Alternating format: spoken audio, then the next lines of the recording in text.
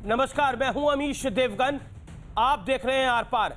लोकसभा में प्रधानमंत्री नरेंद्र मोदी ने कृषि सुधार के खिलाफ सियासत चमका रहे नेताओं को जोरदार आईना दिखाया। पीएम मोदी ने कहा कि संसद से लेकर सड़क तक यह हंगामा इसलिए मचाया जा रहा है ताकि जो भ्रमजाल झूठ इन्होंने तैयार किया है कहीं उसका पर्दा फाश न हो जाए। कांग्रेस पर जोरदार हमला करते हुए प्रधानमंत्री मोदी ने कहा कि कांग्रेस कंफ्यूज पार्टी है क्योंकि राज्यसभा में इनके नेताओं का पहिया एक दिशा में चलता है और लोकसभा में इनके नेताओं का पहिया दूसरी दिशा में चलता है। लेकिन आज प्रधानमंत्री मोदी ने किसानों पर एक बहुत बड़ी बात कही, क्योंकि कई लोग बार बार ये सवाल पूछ रहे थे कि ये कानून किसी ने मांगा था क्या या किसी ने आपसे डिमांड किया था। जवाब में प्रधानमंत्री मोदी ने कहा कि क्या हम सामंत शाही में जी रहे हैं? क्या देश की जनता याचक की तरह हमसे मांगे और उनको हम कोई चीज दें? हम लोगों को मजबूर करके क्या कोई चीज देंगे? क्या हम सामंतवादी सोच के साथ जुड़ गए हैं?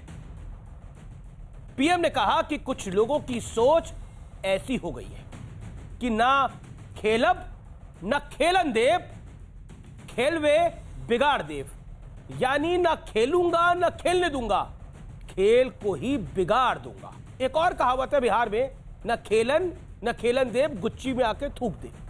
तो आज इसी पर होगी देश की सबसे बड़ी बहस आर पार के अंदर।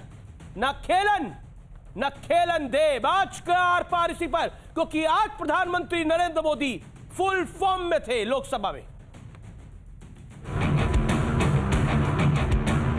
आइटम नंबर 19 माननीय प्रधानमंत्री जी।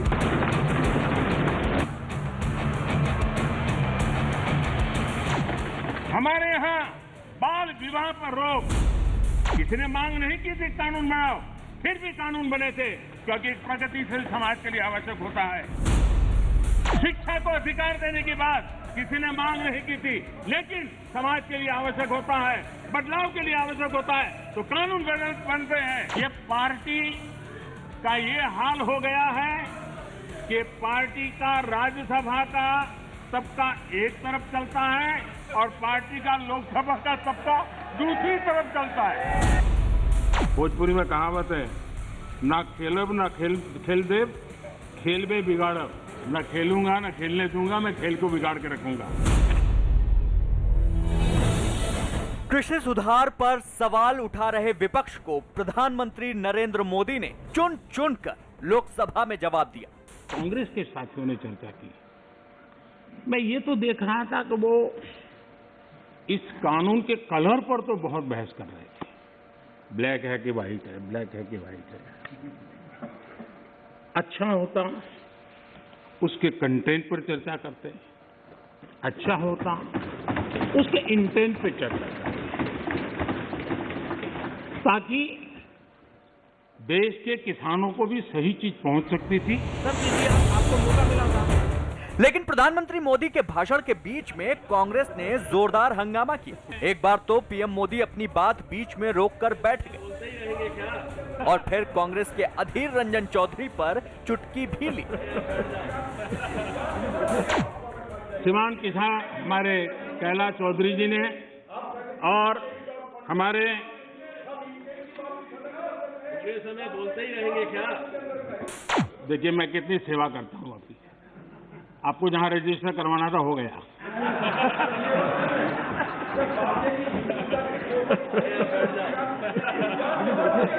ये हो हल्ला, ये आवाज, ये रुकावटें डालने का प्रयास एक सोची समझी रणनीति के तहत है।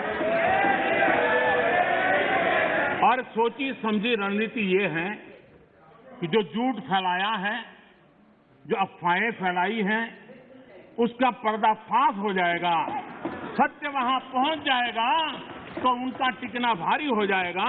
और इसलिए हो हल्ला करते रहो, जैसा बाहर करते हैं वैसा अंदर भी करते रहो, यही खेल चलता रहा है। ये सोच के साथ मेरा विरोध है। जब ये कहा जाता है मांगा था क्या हम सामंतशाही हैं क्या कि देश की जनता याचक की तरह हमसे मांगे, उनको मांगने के लिए मजबूर करें? ये मांगने के लिए मजबूर करने वाली सोच लोकतंत्र की सोच नहीं हो सकती। माननीय 3 किसान कानून की बात हो और दंगाबाज लोग जो जेल में हैं, जो संप्रदायवादी लोग जो जेल में हैं, जो आतंकवादी लोग जेल में हैं, जो नक्सलवादी जेल में हैं, उनकी फोटो लेकर के उनकी मुक्ति की मांग करना ये किसानों के आंदोलन को अपवित्र करने का प्रयास है कि नहीं? पंजाब की धरती पर सैकड़ों की तादाद के अंदर जब टेलीकॉम के टावर तोड़ दिए जाएं, क्या वो किसान की मांग से सुसंगत है क्या? किसान के पवित्र आंदोलन को बर्बाद करने का काम आंदोलनकारी ने नहीं, आंदोलन जीवियों ने किया हुआ है। उधर कांग्रेस भी पूरी ताकत के साथ किसानों के नाम पर सियासी संजीवनी तलाशने में जुटी है। इनका 56 इंच का सीना ले लिया, जिसके अंदर एक छोटा सा दिल है। 15,000 करोड़ का आपका बकाया आपको नहीं मिला, लेकिन नरेंद्र मोदी जी के 2 हवाई जहाज 16,000 करोड़ रुपए में खरीदे गए हैं सरकार को। सवाल है कि क्या सिर्फ सियासी चाल के चक्कर में आंदोलन का रास्ता नहीं निकल पा रहा है? आज इसी पर होगी देश की सबसे बड़ी बहस।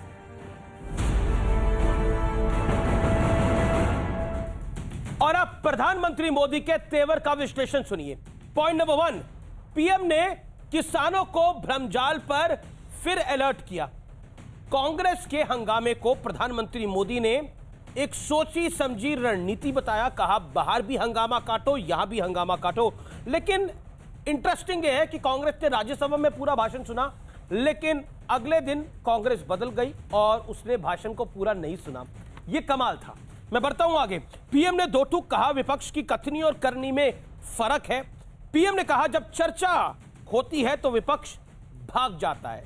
जब सरकार ने हर एक विपक्ष के नेता का जो अलॉटेड टाइम था उसमें उनको सुना और रात 1 बजे तक ये कार्रवाई चलती रही, तो जब आज जवाब देने की बारी आई तो भाग क्यों गए, ये सवाल खड़ा होता है। आगे मैं बढ़ता हूं।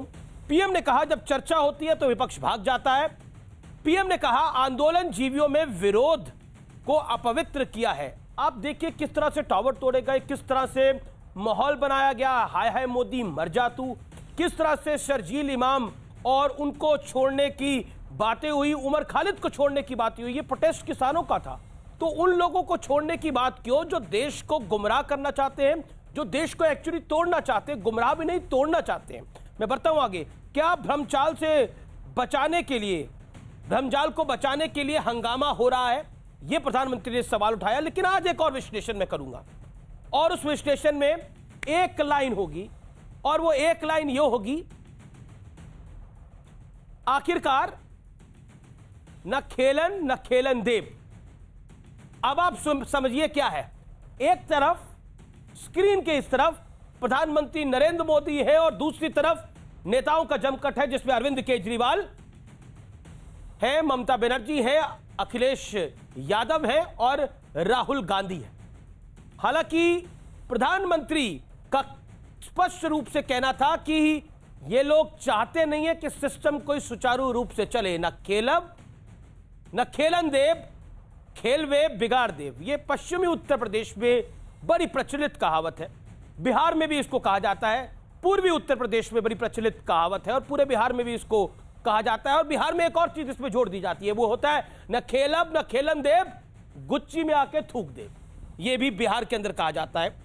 वहां के लोकल लोग इसको जानते होंगे। मेरे साथ कई नेता जुड़ रहे हैं आज की चर्चा में। अजय आलोक है, बिहार से हैं, वो तो जानते होंगे, जेडीयू के प्रवक्ता हैं और नेता हैं। मेरे साथ सुनील सिंह यादव हैं, समाजवादी पार्टी के वरिष्ठ नेता प्रवक्ता, उनका अभिनंदन है, एमएलसी भी हैं। मेरे साथ नुपुर शर्मा जुड़ रही हैं, भारतीय जनता पार्टी की प्रवक्ता, डूसू प्रेसिडेंट भी रही, आपका अभिनंदन है। मेरे साथ रोहन गुप्ता हैं, कांग्रेस के आईटी सेल चीफ हैं और कांग्रेस पार्टी के प्रवक्ता हैं, उनका भी अभिनंदन है। आप तमाम लोगों का चर्चा में स्वागत है। मैं इस डिबेट की शुरुआत रोहन जी आपसे करता हूं और आपका 1 मिनट का समय है।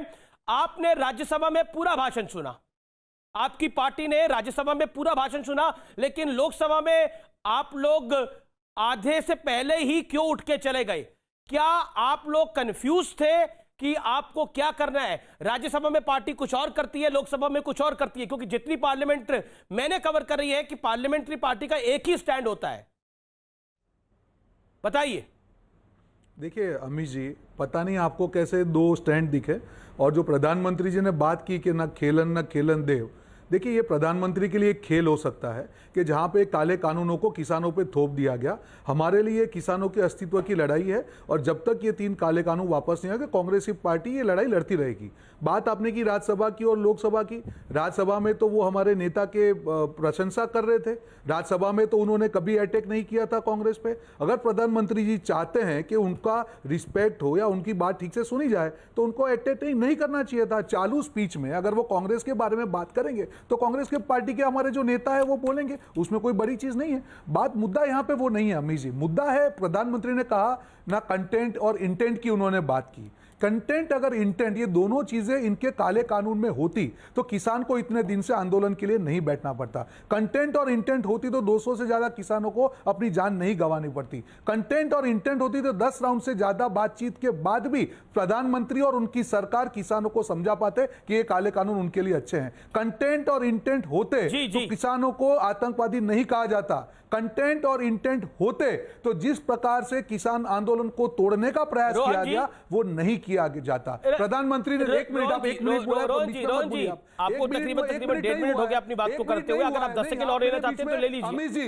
आप अपने रूल फॉलो कीजिए, आप अपनी डिबेट के रूल फॉलो कीजिए। मैं काउंट कर रहा हूं, अभी सिर्फ 30 सेकंड। आप बीच में कहां 30 सेकंड हुए? आप 30 सेकंड? अरे रोहन जी, बिल्कुल 30 सेकंड नहीं हुए, बिल्कुल 30 सेकंड। आपको बोलते हुए 1.25 मिनट हो चुका है, आपको 30 सेकंड और लेने तो आप ले लीजिए। मुझे 20 सेकंड लेकिन अनर्गल बातें मत करिए, अपनी बात को रखिए। 20 सेकंड, बिल्कुल 30 सेकंड लीजिए। आप अनर्गल बातें मत कीजिए, बीच में मत बोला। 30 ना बीच में मेरा कार्यक्रम है, मैं तो बोलूंगा सर। आपको मैंने 1 मिनट का टाइम दिया था, आपने 1.5 मिनट बोला, लेकिन फिर भी 30 सेकंड ले लीजिए। अपनी बात को रखिए, लेकिन गलत मत बोलिए कि आपने 30 सेकंड भी मत दिए।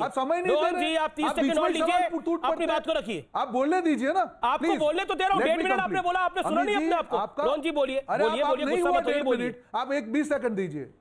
अमित जी, आपने जो कहा, मेरा एक ही कहना है कि अगर आज जो प्रधानमंत्री ने कहा असलियत जो हकीकत है और जो दिखावा है उसमें बहुत फर्क है, और इसीलिए किसान नाराज है। सारी बातें उनको दिखाई दी, किसान के आंदोलन को अपवित्र करने की बात किया दी। एक बार भी उन्होंने मुझे बताइए 200 किसान जो वहां पे शहीद हो उनके लिए एक शब्द उन्होंने कहा हो? एक बार बताइए उन्होंने कहा हो कि नहीं किसान की जो बातें हैं उसमें दम है, हम बैठ के चर्चा करेंगे। और थोपने, देने और थोपने में फर्क होता है। उन्होंने देने की बात की, ये थोपा गया है क्योंकि चर्चा नहीं की गई। अगर मेरे लिए कुछ अच्छी चीज होती है, मुझसे चर्चा ही नहीं की जाएगी और उसको जबरदस्ती दिया जाएगा तो उसमें आंदोलन होगा। और किसान और हम लोग साथ में करें, जब तक ये काले कानून वापस नहीं होंगे ये आंदोलन, और हम लोग किसान साथ में मिलकर लोकतांत्रिक तरीके से इसका विरोध करते रहेंगे। नुपुर जी, मैं आपके पास आऊंगा, मुझे 40 सेकंड का वक्त और दीजिए। मैं एक बार फिर रोहन जी के पास जाना चाहता हूं। रोहन जी, आपने बोला कि स्टैंड में कोई फर्क नहीं था। राज्यसभा में वो हमारे नेता की तारीफ कर रहे थे, नरेंद्र मोदी राज्यसभा में गुलाम नबी आजाद की तारीफ कर रहे थे, वो किसानों के ऊपर चर्चा नहीं थी। जब वो राष्ट्रपति का अभिभाषण का जवाब दे रहे थे राज्यसभा में, तब उन्होंने किसान कानून को लेकर भी बात करी थी, और आंदोलन जीवी शब्द उसी दिन आया था, जिसके बाद बहुत कुछ कहा गया। लेकिन मैं आपसे यह जानना चाह रहा हूं, तब तो नहीं उठे थे, आज क्यों उठे? इसका जवाब दीजिए ना। एक दिन में स्टैंड कैसे बदल गया? कानून वहीं का वहीं है, कोई स्टैंड नहीं बदला है, आंदोलन वहीं का वहीं है, फिर बदला कि नहीं बदला? राज्यसभा में आपने भाषण सुना, यहां आपने भाषण नहीं सुना, क्यों? देखिए अमीश भाई, आपका सवाल हो गया तो जवाब दे दूं। देखिए, बदला कुछ नहीं है। बदला आपको प्रधानमंत्री ने बोला तो आपके लिए पत्थर की लकीर हो सकती है, मेरे लिए नहीं है। बदला यह है कि जब प्रधानमंत्री जी अपना अभिव्यक्ति यहां पे भाषण दे रहे थे तब उन्होंने कांग्रेस के ऊपर अटैक किया। उन्होंने अपनी उनकी स्टाइल है राजनीति की बात करने की। कांग्रेस वहां पे सुनने के लिए नहीं बैठी है। अगर आप किसानों की बात करें और आप कांग्रेस की बात करेंगे तो कांग्रेस बोल रही थी, दादा जो वहां पे बैठे थे, सुन लीजिए, आप बीच में बोल रहे हैं। अमित भाई, ये क्या तरीका है? तरीका नहीं है सर, सवाल है, ये तरीका नहीं है, सवाल है रोहन जी आपसे। हो सकता है ये सवाल का जवाब आपके पास ना हो। अब आप मुझे बताइए कि आप कह रहे हैं कि कांग्रेस सुनने के लिए नहीं बैठी, लेकिन सुनाने के लिए बैठी है, तो आप सुनाइए भी और सुनिए भी। बिल्कुल, लोकतंत्र का तरीका तो यही है। अगर आप बोलेंगे कि इस बहस के अंदर अभी मैं बोलूंगा और जब नुपुर शर्मा बोलेगी या अजय लोग बोलेंगे तो मैं उठ के चले जाऊंगा, तो वो तो तरीका नहीं होता ना। तो अगर ये तरीका आपको अपनाना था तो राज्यसभा में भी अपनाते। तो राज्यसभा में आपका एक स्टैंड, लोकसभा में आपका एक स्टैंड। अब मेरे लिए प्रधानमंत्री ने जो बोला वो पत्थर की लकीर नहीं है, लेकिन फैक्ट ये है कि राज्यसभा में आपने पूरा भाषण सुना और लोकसभा में आप पहले उठ गए, क्यों? बताइए।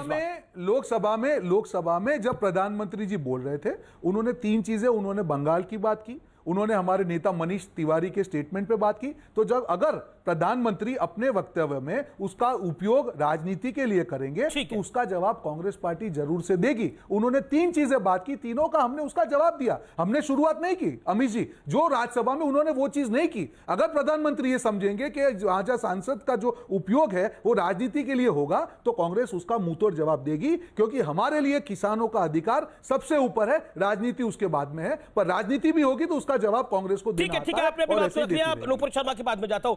नुपुर शर्मा, अगर राजनीति होगी तो हम उस बात को नहीं सुनेंगे, और ये सामंती सोच की बात नहीं है, थोपने की बात है। नमस्कार जी अमीश जी, आपको, सारे पैनलिस्ट को, सभी दर्शकों को। आज जब कांग्रेस के प्रवक्ता साफ तरीके से ये बता देते हैं कि हमें सुनने की आदत नहीं है। देखिए, राजनीति में तर्क तो चलता रहता है, अगर आपको फैक्चुअली तर्क सुनने की आदत नहीं है तो मुझे ध्यान आ गया, एक और आंदोलन जीवी का प्रदर्शन आया था, असहिष्णुता, याद है आपको?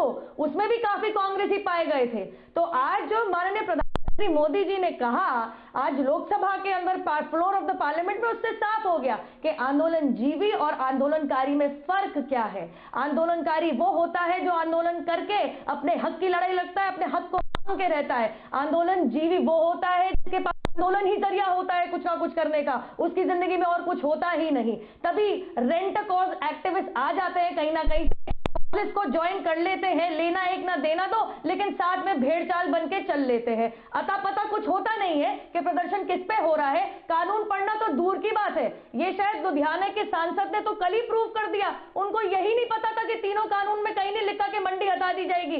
पूछ के हमारे एमओएस फाइनेंस अनुराग ठाकुर जी थक गए, लेकिन बता नहीं पाए कौन सी दफा और कौन से पन्ने में लिखा है कि मंडी हटा दी जाएगी। शायद कांग्रेस का मैनिफेस्टो पढ़ के आए होंगे, सुन लीजिए, शायद कांग्रेस का मैनिफेस्टो पढ़ के आएंगे 2019 के लोकसभा चुनाव का, जिसमें उन्होंने साफ लिखा था हम मंडी हटा देंगे अगर 2019 आपके ऑडियो में दिक्कत आ रही है, हम दोबारा कनेक्ट करेंगे नुपुर जी आपको। नुपुर, मैं दोबारा आपको कनेक्ट करूंगा, आपके ऑडियो में कुछ दिक्कत आ रही है। अब मैं रुक करता हूं सुनील यादव का। सुनील यादव, आपके नेता ने तो बोला कि ये चंदा जीवी हैं, लेकिन आज क्या आपको लगता है लोकतंत्र के अंदर सिर्फ सुनाने का हक है, सुनने का हक नहीं है? ये जो लाइन रोहन जी ने बोली या जो कांग्रेस ने आज लोकसभा में दर्शाया, आप इससे एग्री करते हैं? क्योंकि वहां पे माननीय नेताजी मुलायम सिंह यादव भी सुन रहे थे, अखिलेश यादव भी सुन रहे थे, बाकी विपक्षी पार्टियों के नेता भी बैठे थे, असदुद्दीन ओवैसी भी बैठे थे। देखिए अमीश जी, मैं इस बात से सहमत नहीं हूं कि हम सुन नहीं सकते। लोकसभा में, राज्यसभा में या किसी भी विधानसभा में सत्ता पक्ष विपक्ष की सुनता है और विपक्ष सत्ता पक्ष की सुनता है। कह करके, सुन करके ही रास्ते निकलते हैं। अगर आप सुनेंगे नहीं तो फिर रास्ता नहीं निकलेगा, एक और लड़ाई कमजोर होगी। जहां तक सवाल आपने कहा कि हमारे नेता ने कल सदन में क्या कहा, हमारे नेता ने कल देश के प्रधानमंत्री जी को और देश के सामने यह बात रखी कि आप आंदोलनकारियों को अपमानित नहीं कर सकते। इस देश की आजादी आंदोलन से मिली। जब कांग्रेस के जमाने में, इंदिरा जी के जमाने में लोकतंत्र खतरे में था, इमरजेंसी लगी, तो आंदोलन से लोकतंत्र बचा। आंदोलन से बहुत से देश में रास्ते निकले, आम आदमी के रास्ते निकले, कमजोर के रास्ते निकले, और बहुत से आंदोलनों से बड़े बड़े नेता निकले। छात्र संघ के आंदोलनों से बहुत बड़े बड़े नेता इस देश को मिले हैं, प्रधानमंत्री हुए हैं, मुख्यमंत्री हुए हैं, गवर्नर हुए हैं, बड़े बड़े वकील और साइंटिस्ट और पत्रकार हुए हैं। शाहीन बाग से सबसे बड़ा नेता उमर खालिद निकल आया, यहां पे सबसे बड़ा नेता दीप सिद्धू और राकेश टिकैत निकल आया। क्या करिएगा? देखिए, राकेश टिकैत जी दूसरे नेता हैं, दीप सिद्धू दूसरे हैं। आपको दोनों में अंतर करना पड़ेगा। हमारे नेता ने यही बात कही कि देखिए, आप आंदोलन को, आज प्रधानमंत्री जी को बोलना पड़ा ना कि किसानों का आंदोलन पवित्र है। क्यों बोलना पड़े? क्योंकि हमारे नेता ने आईना दिखाया कि आप आंदोलन के खिलाफ नहीं, क्योंकि भारतीय जनता पार्टी आंदोलन के खिलाफ बोल सकती है। क्योंकि जब इस देश में एक बड़ा दौर था आंदोलन का, आजादी का आंदोलन चल रहा था, तो जो इनके वैचारिक आका थे वो आंदोलन में नहीं शामिल थे। ठीक है, उन्हें आंदोलन पे भरोसा नहीं था, उन्हें माफी पे भरोसा था। ठीक है, उन्हें अंग्रेजों की मुखबिरी करने में भरोसा था। जी, लेकिन मैं उस पर नहीं जाना चाहता। मैं केवल जाना चाहता हूं अमित जी, संजीव भाई, प्रधानमंत्री जी ने कम से कम इस बात को स्वीकार किया, सुनील यादव, पवित्र आंदोलन है। नहीं, आंदोलन पवित्र है, लेकिन आंदोलन जीवी पवित्र नहीं है ना। बड़ी बात यह है, मैं नुपुर 40 सेकंड का रिबटल, 40 सेकंड का रिबटल। चंदा जीवी हैं आप लोग, अखिलेश यादव ने सदन में बोला, बोलिए। देखिए, सबसे पहले तो मैं पूछना चाहूंगी यादव जी से, 2012 दिसंबर में जब मुख्यमंत्री थे वो उत्तर प्रदेश के, तो यही 3 जो मेन चीजें हुई हैं इन कानून के द्वारा, उन्होंने बोला था कि मैं लेके आऊंगा, मैं एपीएमसी एक्ट को अमेंड करके रहूंगा, मैं डायरेक्ट मार्केटिंग चालू करूंगा, मैं प्राइवेट उद्योगपतियों को लाऊंगा। अरे भाई साहब, अपने खुद के अपने तो देख लो, आपने क्या किया अपनी सरकार में। बहरहाल, अगर हम चंदा जीवी है राम मंदिर बनाने, भव्य राम मंदिर बनवाने के लिए, तो क्या समाजवादी पार्टी क्या गोली बारूद जीवी थी? क्योंकि मुझे अच्छी तरीके से याद है मुलायम सिंह यादव जी की सरकार के अंदर हनुमानगढ़ी के अंदर साधु संतों के ऊपर कैसे गोली चलवाई गई थी। या फिर आप टूटी चोर जीवी हैं कि कुछ नहीं मिला तो टूटी ही चुरा के ले जाओ। माफी चाहती हूं, आज प्रधानमंत्री जी ने साफ तरीके से कहा कि आंदोलन लोकतंत्र के अंदर होना चाहिए, लेकिन जो विपक्ष में बैठे राजनेता हैं, जिनके पास सत्ता नहीं है, वो कुर्सी की गरमाई नहीं है, वो कुछ ना कुछ करके सही तो करेंगे नहीं, आंदोलन जीवी बन के बर्बादी जरूर करेंगे। सुनील, 40 सेकंड जवाब देना अजय आलोक। देखिए अमित जी, क्योंकि भारतीय जनता पार्टी के लोग जितने निचले स्तर पे आकर के बात करते हैं, हम उतने निचले स्तर पे कम से कम आपकी डिबेट में बात नहीं करेंगे, हम कभी भी बात नहीं करते। देखिए, मैं केवल एक बात कहूंगा, प्रधानमंत्री जी को आज ये स्वीकार करना पड़ा कि किसानों का आंदोलन पवित्र है, यह किसानों की लड़ाई की पहली जीत है, और किसान जीतेगा जब जब लोग तानाशाह के खिलाफ लड़े। लोकतंत्र में तानाशाह कभी नहीं जीता। हां, प्रधानमंत्री जी ने लच्छेदार भाषण किए हैं, अच्छी बात है, कई सपने दिखाए, वो भी अच्छा, लेकिन आपने भारत में किया क्या? हम कह रहे हैं कि क्या किसानों पर लाठी चलाना पवित्रता थी? किसान लगातार शहीद हो गए, उस पर न बोलना पवित्रता थी? लेकिन सुनील, क्या ये पवित्रता है? क्या ये पवित्रता है? किसानों के कंधे से बंदूक, सियासी बंदूक चलाना, क्या ये पवित्रता है? बताइए। पर वो घटना राकेश टिकैत इसको जाटों का आंदोलन बनाया, क्या ये पवित्रता है? भारतीय जनता पार्टी के बताइए ना, कराई, ये पवित्रता है? देश का अपमान करना पवित्रता? ठीक है, मैं अजय आलोक का रुख करता हूं। अजय आलोक जेडीयू से। अजय आलोक, एक जवाब देने दीजिए मुझे। मैं नुपुर, पहले अजय आलोक बोलेंगे, फिर आप बोलेंगे। रुकिए, आप अपनी टर्न के लिए रुकिए। अजय आलोक, न खेलब न खेलन देव, खेलवे बिगाड़ देव। बिहार में आते आते ये कहावत हो जाती है बिहार के कुछ इलाकों में, न खेलब न खेलन देव, गुच्ची में आके थूक देव। मैं गलत कह रहा हूं, सही कह रहा हूं?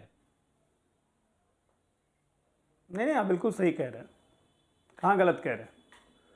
प्रधानमंत्री जी देश के प्रधानमंत्री हैं, संसद में बोल रहे थे, अपने पद की गरिमा समझते हैं, संसद की गरिमा समझते हैं। हम लोग टीवी पे हैं, थोड़ा मजाक को आगे बढ़ा सकते हैं। एक लाइन और जोड़ना चाहिए था, न थोपब न थोपदेव, जो कांग्रेस में चल रहा है। ये जो थोप दिया गया ना कांग्रेस में 2004 से किसी को, तो कांग्रेस में वही वैचारिक द्वंद्व चल रहा है। इसलिए राज्यसभा में कुछ और, लोकसभा में कुछ और, अलग अलग बटी हुई कांग्रेस है। इसलिए कहावत और जोड़ना चाहिए था कि व्यवस्था हर जगह लागू होनी चाहिए, न थोपब न थोपदेव। आज प्रधानमंत्री जी ने अपने किसान कानून में इसको भी स्पष्ट किया, ये जो नए 3 कानून हैं किसी पे थोपे हुए नहीं हैं, ऑप्शनल है। लेना हो लीजिए, नहीं लेना हो मत लीजिए, पुरानी व्यवस्था खत्म नहीं हो रही है, तब तो आंदोलन का कोई मतलब ही नहीं रह गया। सुनील जी, दूसरी बात, सुनील जी, चंदा जी भी आप कह रहे हैं निम्न स्तर की बातों का जवाब नहीं देंगे। बिल्कुल सही, अच्छा कर रहे हैं आप। मैं बिल्कुल आपको सम्मान देता हूं, आपके नेता को भी बहुत सम्मान करता हूं मैं। हमारे नेता से व्यक्तिगत संबंध उनके आज भी बहुत अच्छे हैं। लेकिन किसको लिए हम चंदा जी भी कह रहे हैं? वो कह रही है राम मंदिर के निर्माण के लिए, आपका इशारा कॉर्पोरेट पे है। अगर ऐसा है तो अनिल अंबानी को जब राज्यसभा भेजा था समाजवादी पार्टी ने, तो उस वक्त चंदा देवी याद नहीं आया था? आज आप बड़ा आराम से, आपके नेता बोल रहे हैं, बगल में मुलायम सिंह को देख लेते, चंदा जी भी बोलने के पहले उन्होंने ही भेजा था शायद अनिल अंबानी जी को, जो कि 8 महीने के बाद अनिल अंबानी जी ने छोड़ दिया था। किसके कहने पे छोड़ा था ये भी देश जानता है। नहीं रहे हमारे बीच में दिवंगत फाइनेंस मिनिस्टर, हमारे राष्ट्रपति महोदय प्रणब मुखर्जी जी, उन्हीं के कहने पे छोड़ा था। ये क्या खेल है? ये सब करके किसको एक्सपोज कर रहे हैं? अपने आप ही को एक्सपोज कर रहे हैं। आज जब साफ साफ कह दिया प्रधानमंत्री ने कि किसानों पे कोई कानून हम थोप नहीं रहे हैं, पर अजय आलोक विपक्ष का मेरा 10 सेकंड का आपसे सवाल है। अजय आपको मैं टोक रहा हूं बीच में। आप मेरा सवाल है कि प्रधानमंत्री ने बोला कि बार बार विपक्ष कहता है, राहुल गांधी ने भी इस बात को बोला, अखिलेश जी ने भी इस बात को बोला, और भी बाकी नेताओं ने इस बात को बोला कि ये कानून किसी ने मांगा नहीं था, दे दिया। प्रधानमंत्री ने उसका अपने तरीके से जवाब दिया कि हम सामंती सोच को मानते हैं, कोई जनता मांगेगी तो हम देंगे। क्या आपको लगता है कि कहीं ना कहीं आपकी सरकार समझाने में असहज रही, कमजोर रही, जिस वजह से विपक्ष इसको गुमराह कर ले गया? बिल्कुल नहीं। इसको दूसरे तरीके से ऐसे पकड़ा जाएगा? बिल्कुल नहीं, बिल्कुल नहीं। इसलिए क्योंकि अगर आप सत्ता में हैं, जनता के मैंडेट से आप चुन के आए हैं, तो इसका मतलब है कि जनता आप पे भरोसा करती है और आप जो भी काम करेंगे वो जनता के हित में ही होगा। अगर जनता के हित में नहीं होगा तो चुनावों में जनता इसका परिणाम आपको चखाएगी। ठीक है। इस कानून के आने के 5 महीने के बाद बिहार का चुनाव हुआ, क्या परिणाम हुए? इस कानून में आने के बाद जहां जहां राजस्थान में म्युनिसिपल कॉर्पोरेशन के चुनाव हुए, परिणाम क्या हुए? अगर एक भी जनता का इंडिकेशन होता तो यूपी बिहार में आंदोलन क्यों नहीं पकड़ता? महाराष्ट्र, छत्तीसगढ़, गुजरात में आंदोलन क्यों नहीं पकड़ता? ये सिर्फ पंजाब के भरमाए हुए किसान हैं और आज उनको प्रधानमंत्री जी ने समझाया है। अब जरा इनका काम बचता है, क्योंकि आज वो किसान जाके इनसे पूछेगा अपने नेताओं से कि भाई जब ये कानून हम पे लागू ही नहीं होगा तो हम ये आंदोलन क्यों कर रहे हैं? तो उसका जवाब ये क्या देंगे भाई साहब? ये लोग सुनील यादव सही बात है। मैं फिर कह रहा हूं कांग्रेस के लिए, रोहन जी के लिए कि रोहन जी सुनील जी है ना थोपब न थोपदेव। ठीक है सुनील इसका जवाब सुनील यादव इसका जवाब दीजिए। रोहन जी मैं आपको वक्त दूंगा। अजय आलोक जी ने मुझे कहा, मैं जवाब देना चाहूंगा। नहीं बिल्कुल, आप उन्होंने सुनील यादव को भी कहा है, आपको भी कहा है, मैं आपको भी मौका दूंगा। सुनील यादव, आप कह रहे हैं सियासत नहीं होनी चाहिए, लेकिन अब आप मुझे बताइए, सियासत तो आज प्रियंका गांधी भी उत्तर प्रदेश में आके चमका रही है और उन्होंने पूरा मेगा प्लान लॉन्च कर दिया है। उनको पूरी उम्मीद है कि समाजवादी पार्टी और बीएसपी क्या वो हैसियत नहीं रही है जो यूपी में थी, इसलिए कांग्रेस अपनी हैसियत बना सकती है। उन्होंने इस पूरे किसान मूवमेंट को इस्तेमाल किया है अपनी राजनीति को चमकाने के लिए, वो स्पष्ट रूप से दिखाई दे रहा है। आज किसान महापंचायत में थी, कल स्नान है और उसके बाद की आगे तैयारी है पूरी। और जहां तक चंदा जीवी की बात है, आलोक की बात का जवाब दीजिए। देखिए अमीश जी, मैं केवल, अगर आप कांग्रेस की नेता प्रियंका गांधी की बात करें तो 2022 में आम चुनाव उत्तर प्रदेश में आने जा रहा है। अभी सबकी हैसियत, सबकी स्थिति, सबकी लोकप्रियता, सबका जनाधार पता चल जाएगा, क्योंकि उत्तर प्रदेश में नौजवान हो, किसान हो, बेरोजगार हो, कमजोर तबका हो, किसी वर्ग का व्यक्ति हो, वो जानता है कि अगर ये झूठी भ्रष्टाचारी सरकार के खिलाफ अगर कोई लड़ सकता है तो अखिलेश जी लड़ सकते हैं, समाजवादी पार्टी लड़ सकती है। अभी भाजपा की प्रवक्ता ने पूछा आपने क्या किया सरकार में? अरे चंदा जी पे जवाब दीजिए ना। अजय आलोक ने चंदा जी पे आपसे कुछ पूछा, 10 सेकंड का वक्त है। योजनाओं का कार्यान्वयन तो माननीय अखिलेश यादव जी ने किया, एक भी अपना काम नहीं किया है। नहीं, हम जवाब दे दें। जी हम देखिए, चंदा वाली बात हमारे नेता ने कब कही? चंदा वाली बात तब कही जब आप आंदोलनकारियों को आंदोलनजीवी कहेंगे, तो आप चंदा जीवी नहीं हुए। पूरी पार्टी, पूरी आरएसएस, पूरा संगठन आपका चंदा लगाने में लगा है।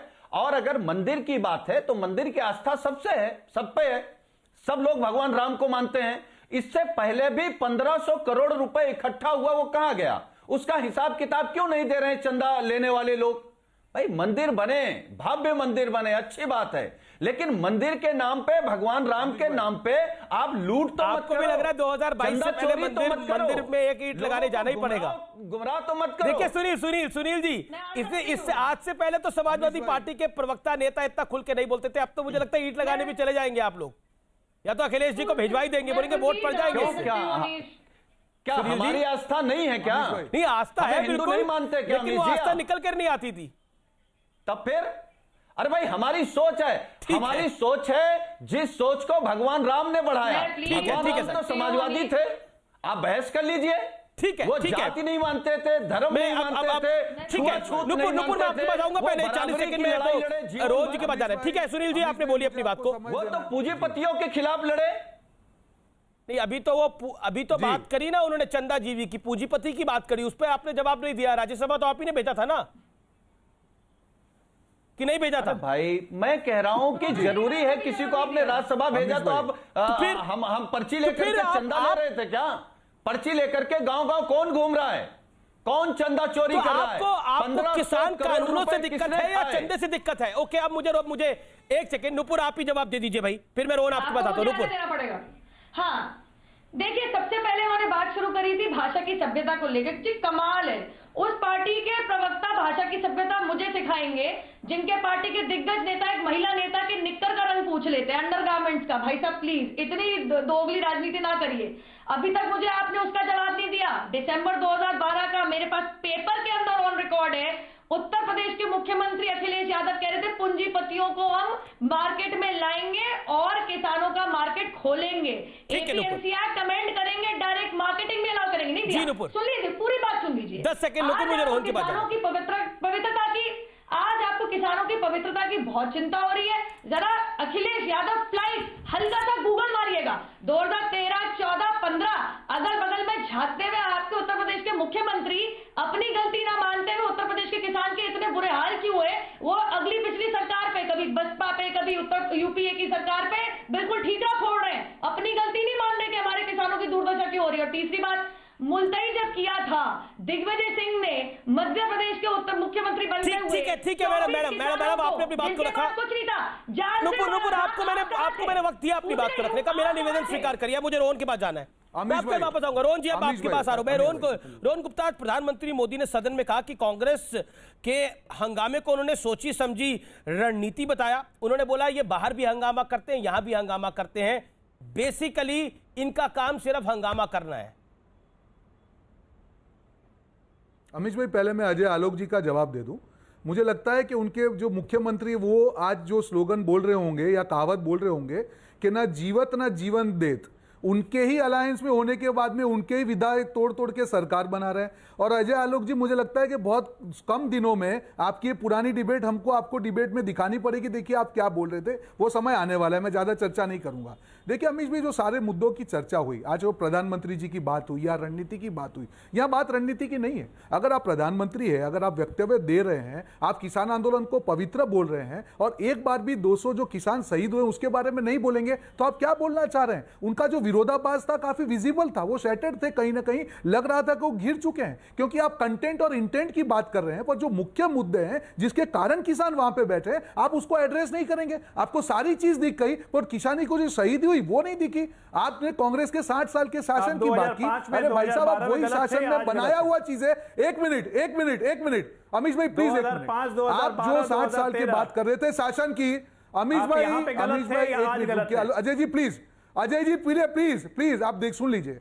अमीश भी मैं सिर्फ इतना कहना चाहूंगा, जो 60 साल के कांग्रेस की शासन की बात की, आज वही कांग्रेस के शासन की 60 साल की बनाई हुई चीजें बेच कर आप अपनी सत्ता चला रहे हो। ये सरकार जब जाएगी, दो चीजें नहीं बिकेंगी जो इन्होंने बनाई है, एक अंधभक्त और एक गोदी मीडिया, जिसका कोई लेने वाला नहीं होगा। बाकी सारी चीजें जो कांग्रेस ने बनाई थी 60 साल में, वो बेच के अपनी सत्ता चला रहे हैं। अब किसानों की आमदनी बेचने पे लगे हैं और आप क्या चाह रहे हैं कि किसान चुप बैठे बोले जो बोले, गोदी मीडिया देश के सामने आ चुकी है, हिस्सा था, मीडिया को भी टारगेट करना, वही आप काम कर रहे हैं। ठीक है, आप जवाब सुन लेते हैं। रोहन गुप्ता आपने बोल दी अपनी बात, नहीं कर रहा हूं, कोई फर्क नहीं पड़ता। रोहन गुप्ता, कोई फर्क नहीं पड़ता आपके लिए तो लता दीदी भी दबाव में आ जाती है, आपके लिए तो सचिन तेंदुलकर भी दबाव में आ जाता है, आपके लिए तो विराट कोहली भी दबाव में आ जाता है, आपके लिए तो सुप्रीम कोर्ट भी दबाव में आ जाता है। आपका तो यह मानना है। तो मीडिया आपसे कहा जी, मीडिया से आप कहा आपको मीडिया ठीक लगेगा, आपको सुप्रीम कोर्ट के जज ठीक नहीं लगते, सुप्रीम कोर्ट ऑनरेबल ठीक नहीं लगता, आपको लता दीदी में लगता है दबाव आ गया, आपको लगता है सचिन तेंदुलकर पे दबाव आ गया, विराट कोहली, अक्षय कुमार, अनुपम खेर सब पे दबाव आ गया। आपको मीडिया से तो तकलीफ होगी। आपको तो अपने 23 नेताओं में दिक्कत लगती है, आपको लगता है वो भी नरेंद्र मोदी की गोदी में बैठे हैं, गुलाम नबी आजाद, मनीष तिवारी, आनंद शर्मा और ना जाने कौन कौन, वो 23 नेता भी आपको लगता है उन्हीं की गोदी में जाके बैठ गए हैं। तो क्या बात करिएगा हम इसकी? आप तमाम लोग जो ये मीडिया पर लेक्चर देते हो, मेरा आपसे निवेदन है, आप अपना काम करिए, मीडिया को अपना काम करने दीजिए। बाकी आपकी जो मर्जी हो आप बोलिए, आप आते हैं, आपको मंच देते हैं, आप कुछ भी बोलिए। अजय आलोक का मैं रुख करता हूं। अजय जी, महत्वपूर्ण यह है इस समय कि कांग्रेस पार्टी समझने को तैयार नहीं है, लेकिन क्या सरकार भी समझाने को तैयार नहीं है किसानों को? क्योंकि कांग्रेस पार्टी ने तो किसानों को नहीं खड़ा करा।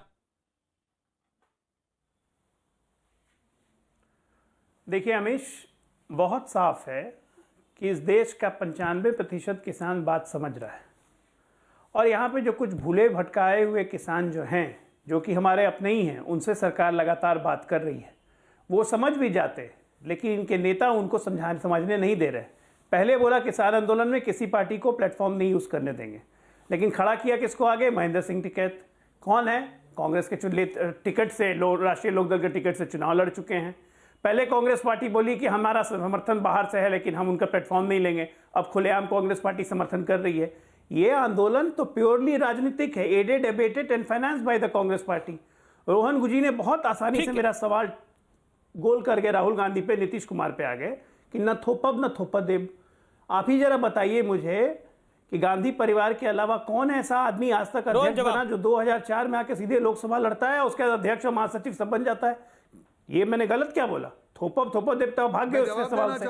आपने कहा कि नीतीश कुमार जी अब न जिया देव, हमें कौन सा कोई मार देगा? जब कांग्रेस हमने तो बीजेपी को छोड़ा, महागठबंधन की सरकार बनाई, और उसके बाद जब हमारे रिश्ते ठीक हुए हम वापस आ गए। हम तो अपने स्टैंड पे रहे, अपनी रीढ़ की हड्डी थी, आज भी अपने दम पे है। उसके खिलाफ लड़ रहे 422 वाली पार्टी आज 44 पे आ गई। जनता का विश्वास अपनी हरकतों से आधी सरकार कांग्रेस की सरकार जरा बताइए तो, जहां पे 1 साल के अंदर घोटाले का आरोप नहीं लगा हुआ, बैठना पड़ेगा। अरे कांग्रेस की सरकार बता दीजिए जिससे घोटाले का आरोप नहीं लगा 1 साल के अंदर। आप अपनी गलती के कारण गठबंधन में है, कमजोरियों के कारण डूब रहे हैं, आप गांधी परिवार के कारण डूब रहे हैं। ये नियो गांधी परिवार क्या इसके कारण डूब रहे हैं। और ये कांग्रेसियों को दिल को कचोटती है, आपको बोल रहा हूं, कचोटती है दिल को। क्या हो रहा है हमारी पार्टी में? आप यहाँ भी कांग्रेस के मित्रों से बात करता हूं, कहते हैं कि क्या हो गया समझ में नहीं आ रहा है, एक लीडरशिप नहीं है, कुछ नहीं है, कोई बात नहीं सुनने को। ऐसा की पार्टी देखा है, अध्यक्ष नहीं ढूंढे, अध्यक्ष नहीं मिल रहा, बचा ही नहीं है, और सारे पीढ़ी खिलाने वाले कह रहे हैं अध्यक्ष बन जाओ, अध्यक्ष बन जाओ। भाजपा चला रही है पार्टी और रिमोट कंट्रोल से बिहार की पुरानी पार्टी का सत्यानाश करके मार दिया आप लोगों ने।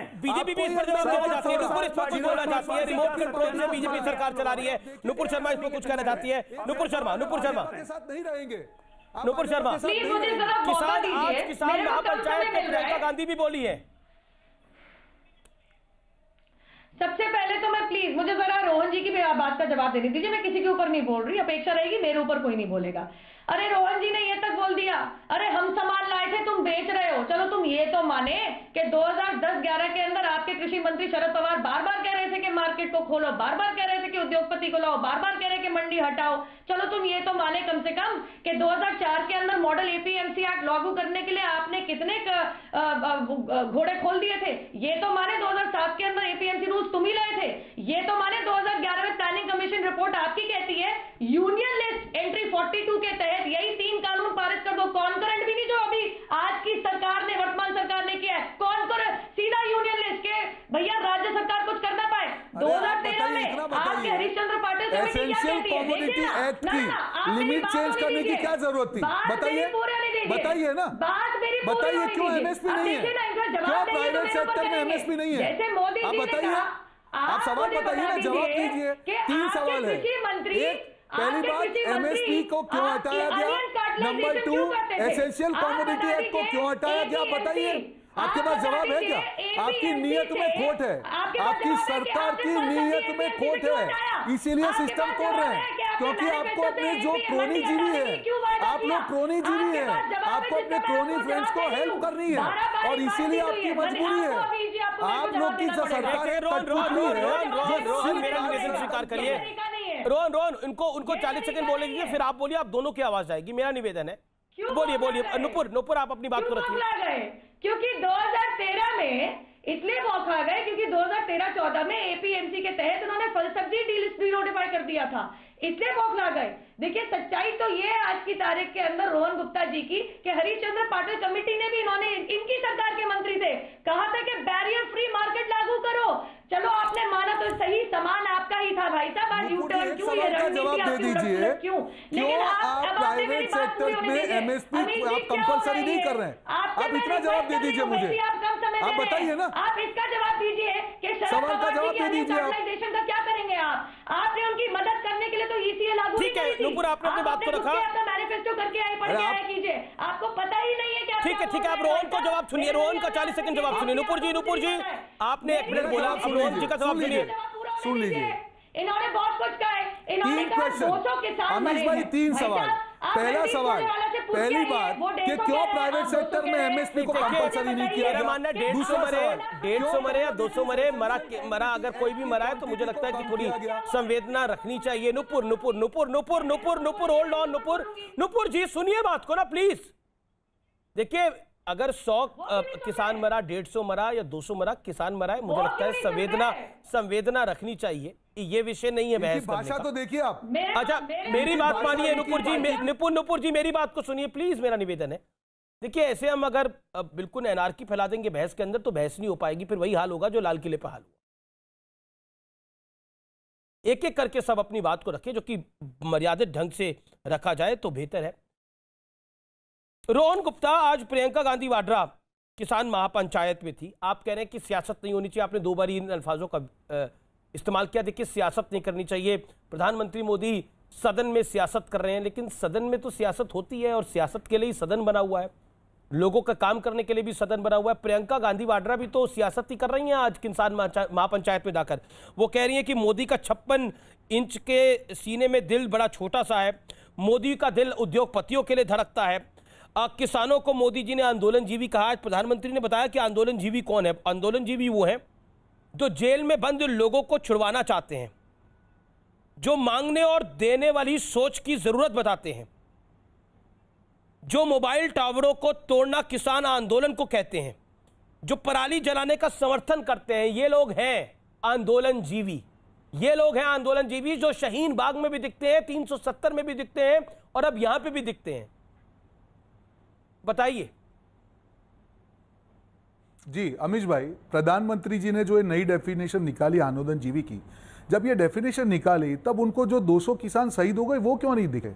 ये डेफिनेशन निकाली तब जो 10 से 12 राउंड में जो किसानों को नहीं समझा पाए वो चीज इनको क्यों नहीं दिखी? और आज जो प्रियंका जी ने बात किया है, बहुत क्लियर उन्होंने बात की है कि अगर मोदी जी के सीने में किसानों के लिए दिल धड़कता तो ये सिचुएशन नहीं आने देते। इतने दिनों से किसान वहां पे बैठे हैं, आप यहाँ पे डिबेट में समझा रहे हैं, इनके प्रवक्ता बोल रहे हैं, क्यों किसान नहीं समझ पा रहे? अगर किसानों को लगता है कि ये बिल इनकी फेवर में होते तो कोई किसी को ये नहीं है इतनी कड़कड़ती ठंड में इतने दिन तक बैठे रहेंगे। मैं वहां पे था अमीश जी, जो बुरा हाल है उनका, आज इतने दिनों तक वहां पर बैठना इजी काम नहीं है, किसी को शौक नहीं है। आज जो तीनों जो नियत की जो मैं बात कर रहा हूं बार बार, अगर 3 काले कानून, मैं सिंप्लीफाइड वे में कहूं, तीनों काले कानून में एक काले कानून है एसेंशियल कमोडिटी एक्ट में परिवर्तन। वहीं पे सरकार की नियत दिखती है कि अगर उसकी क्वांटिटी को कम दिया जाता है, इसका मतलब वो होर्डिंग को बढ़ावा दे रहे हैं, नंबर 1। नंबर 2, अगर नियत साफ होती तो एमएसपी प्राइवेट सेक्टर में अगर उनको लगता है कि नहीं हमको किसानों को प्रोटेक्शन देना है, तो मुझे एक सवाल का जवाब दीजिए कि क्यों उस लॉ में एमएसपी नहीं है। नंबर 3, आज आप स्ट्रक्चर को बोला, अभी इन्होंने बोला कि मंडी कहां टूटी रही है।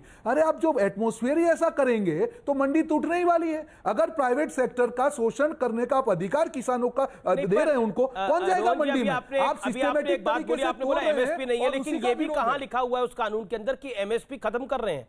कहां लिखा हुआ है? ये तो अजम्पशन है ना आपकी। मैं बता रहा हूं, बहुत अच्छा सवाल है। लग रहा है ऐसा होगा, लेकिन बहुत अच्छा सवाल तो नहीं है ना। बहुत अच्छा सवाल है। अब मैं बोलूं कि मैं बता रहा हूं, आप यहां से बाहर निकल के भारतीय जनता पार्टी ज्वाइन कर लेंगे, वो मेरी अजम्पशन है। 20 सेकंड लेकिन कर तो नहीं रहे ना आप। 20 सुन लीजिए, सुन वो नहीं सुनिए। अरे हम तो कांग्रेस में और कांग्रेस में रहेंगे। कई लोग बीजेपी में नहीं ज्वाइन करके भी बीजेपी की बात करते हैं, उसकी बात कीजिए आप। मुद्दा यहाँ पे वो नहीं है अमीश भाई। एमएसपी कहां रोहन भाई, अगर आपने सदन की प्रक्रिया को देखा हो तो रवनीत सिंह बिट्टू ने भी यही बात को बोला कि एमएसपी नहीं है, तो उसके बाद मंडियां खत्म हो जाएंगी, ये उन्होंने बोला। और उसके बाद रवनीत सिंह बिट्टू ने जब ये बोला तो अनुराग ठाकुर ने बोला मुझे बताइए ये प्रावधान कहां पर लिखा हुआ है, और उसके बाद वो बोल के फंस गए और फिर उसका जवाब ही नहीं दे पाए। मैं कोई फंसे निवेदन है कि हम कोई फंसे नहीं, अगर मैं जवाब दे रहा हूं। बीजेपी को काउंटर करना कैसे खत्म होगी? नहीं अमीश भाई, तो नुकसान जवाब सुनिए, मैं जवाब दे रहा हूं। जी सर बोलिए। सुन लीजिए जवाब, यहां सुन लीजिए आप, सुन लीजिए। मंडी की जो बात की, देखिए आज जहां पे मंडी स्ट्रक्चर, हमारे एपीएमसी में एक मंडी स्ट्रक्चर है जहां पे एमएसपी इज द बेस, वहां पे एमएसपी पे जो बेचा जाता है सामान।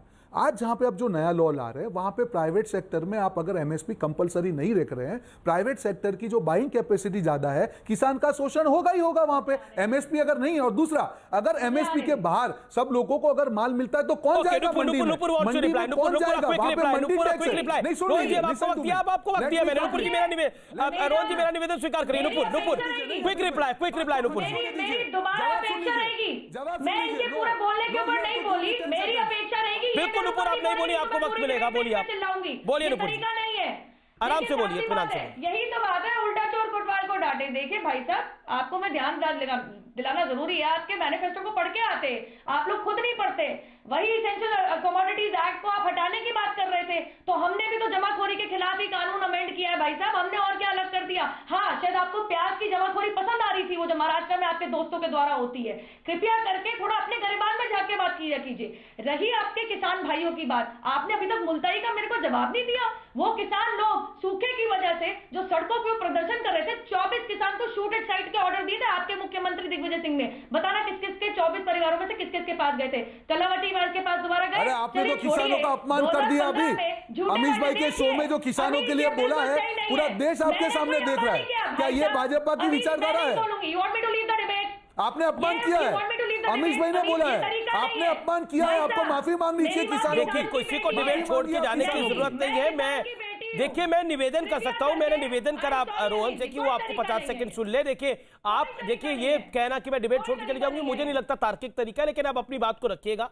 ब्रेक के बाद मुझे ब्रेक के लिए अब यहां रुकना पड़ेगा, लेकिन डिबेट छोड़ना कोई अल्टरनेटिव नहीं है कि मैं डिबेट छोड़ के चली जाऊंगी, क्योंकि आप अपनी बात को रख सकती हैं, आपको मंच दिया जा रहा है। मैं ब्रेक के बाद वापस आ रहा हूं, आप आर पार देख रहे हैं, लेकिन एक बात जरूर मैं कहना चाहूंगा कि आखिरकार कई बार आप विचारधारा के साथ जुड़े होते हैं, इसमें कोई दिक्कत नहीं है, लेकिन देश की जो विचारधारा होती है वो बड़ी महत्वपूर्ण होती है। और सदन में जब दोहरे मापदंड अपनाए जाते हैं तो सवाल खड़े होते हैं।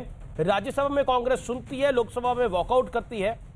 एक दिन के अंदर ऐसा क्या बदल जाता है, इसका जवाब अभी तक नहीं मिला है। ब्रेक के बाद वापस आप देख रहे हैं आर पार न्यूज 18 पर, देश का सबसे लोकप्रिय डिबेट शो। बहुत बहुत शुक्रिया आपका कि आपने इतना बड़ा प्यार दिया, क्योंकि ट्विटर पर आप लोग बड़े सारे सवाल पूछ रहे हैं। हैशटैग आर पार के साथ मुझे टैग करते हुए @अमीश देवगन पर जरूर अपनी राय रखिए। मैं आपकी राय को अभी लाइव साझा करूंगा और मैं इंतजार कर रहा हूं आपकी राय का। मैं सीधा रुख करता हूं नुपुर शर्मा का। नुपुर शर्मा, आपको मौका नहीं मिला था ब्रेक से पहले, लेकिन मैं आपसे जानना चाहता हूं, क्या आपको लगता है कि 3 चीजें राजनीति में बड़ी महत्वपूर्ण होती है? पहली शिष्टाचार, दूसरा सबसे महत्वपूर्ण होता है लोकतंत्र, और तीसरी होती है जवाबदेही। क्या आपको लगता है जवाबदेही भी आपकी है, लोकतंत्र को आपको मेंटेन करना है? बिल्कुल बिल्कुल आप सही कह रहे हैं। और कहां पे प्रधानमंत्री मोदी जी ने ऐसा कहा?